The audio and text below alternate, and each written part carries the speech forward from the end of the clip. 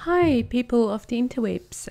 My name is Wilna, and I'm very happy to bring you this scrapbooking tutorial today. And today we're going to be playing with a reef. So I created this big reef that you can find on iheartstudio.ca. And I used my silhouette to cut it out on watercolor paper. You can find the paper in the related products on my blog. And basically I traced it on a piece of paper and I'm painting it with blackboard paint. That's really how simple it is so far.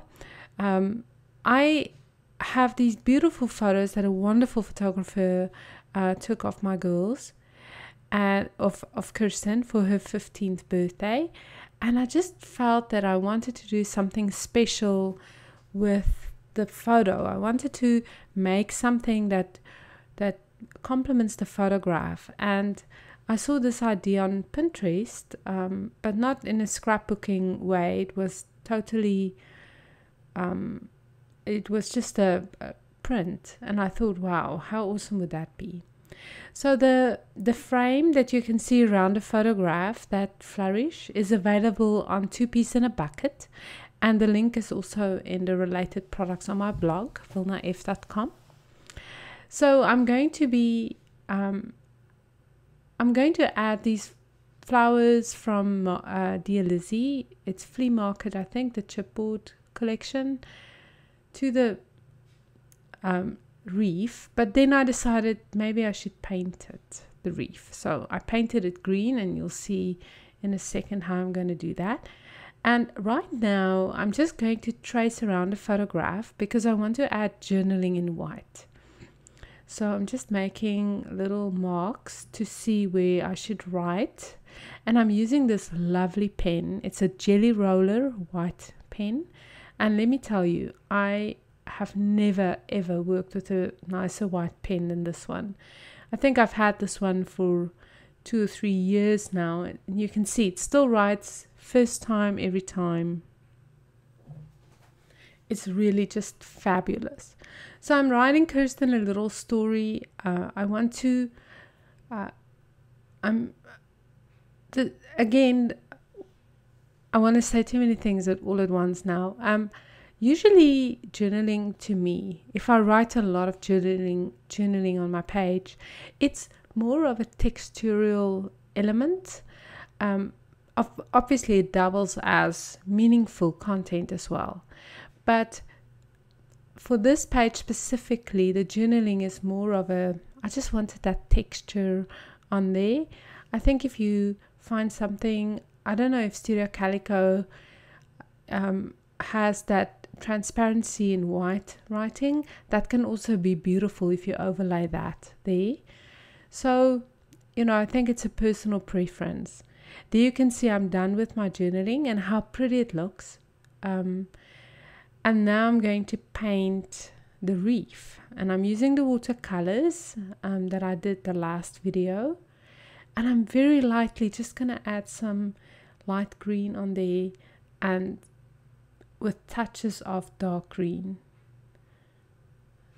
just literally dabbing it on with my brush. I'm not painting it on, just dabbing it on. I'm turning it around and I'm doing it all again. I'm not concerned if there's pieces of the reef that's not painted white at all. So I just want that beautiful whimsical greenery. So that's how simple it is to paint it. And what I actually did now is I took it off the page and I hanged it up, and that's how it dried. Because if you leave it on the page, it will dry on the paper and then it's going to tear if you pick it up.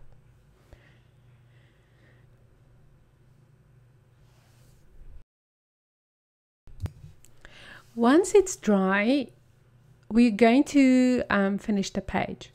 So I made a page for 2 Piece in a Bucket, and I used gelatos as just a little bit of a background to pop dots or gold dots, and I just loved that look. So I decided to try it on this page as well. And you can see how easy it is to do. You just make a dot of gelato and you just take your brush and you just smear it around a little bit. And now I'm going to be adding those gold dots by Studio Calico once this is dry. And I like the effect. I think you can do it with any color.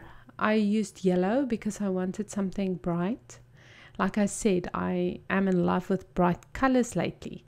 So I'm not... and also the flowers on the reef is going to be yellow. So I decided to go with yellow. But you can really do any color. So now I'm adding my reef first, just with a little bit of hot glue. And now I'm going to be just putting down dots. And this is actually quite hard to do. No one should tell me that scrapbooking is easy. It's hard. It's sometimes very difficult. It requires a certain skill set. Anyway,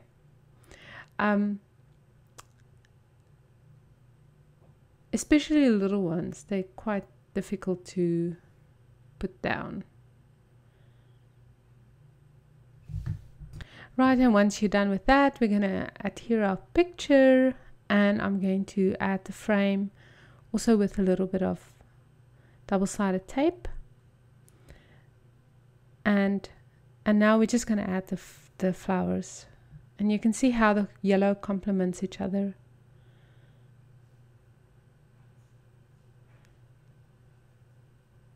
And I mean, you can embellish this as much or as little as you want to. You don't have to use only a couple. You can leave out the pop dots on the back or the polka dots on the back, and you can embellish it more. So it depends on you. But I like the light and airy look of this page. The Be Creative is a set of cut files I also created for 2 Piece in a Bucket. So you can go on the digital store there and find them there. And now I think I'm done with the page. So now I'm going to mount it on polka dots, and then in the end I didn't like the polka dots and I just switched it up. So I think the lesson I learned again is to make double sure that this is the paper you want to mount it to, and not just stick it down and then change your mind, because you might just ruin your page.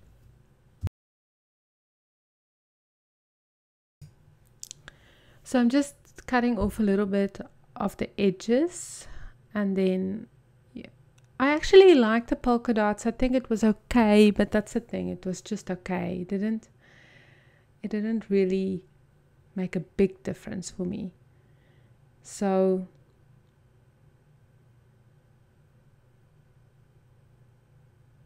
but I went for something a little, it looked too circusy, circus-ish. What's the word? Anyway, so some people might just like it. I just felt it was okay. But in the end, I went with a plainer background, which is lovely. But I love the page, and I think it's super plain, super easy to make, but such a statement page. So thank you so much for watching, and I'll see you next week.